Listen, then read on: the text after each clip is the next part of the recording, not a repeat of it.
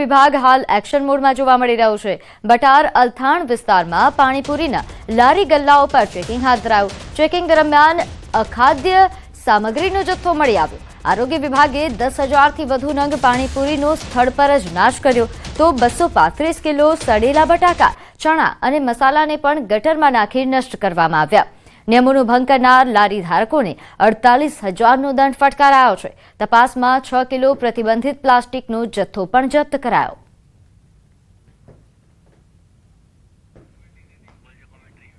તો આપ દ્રશ્યો જોઈ રહ્યા છો, ખાસ કરીને પાણીપુરી ચાહકો માટે આ દ્રશ્યો ખૂબ જ ચોંકાવનારા છે, સાવધાન કરનારા છે, કારણ કે હાલ જે રીતે રોગચાળો વધી રહ્યો છે તેમાં આ પ્રકારનો જો ખોરાક આરોગવામાં આવે તો સ્થિતિ વધુ ગંભીર બની શકે છે। ત્યારે લોકોના આરોગ્ય સાથે આ રીતે ચેડા થાય છે।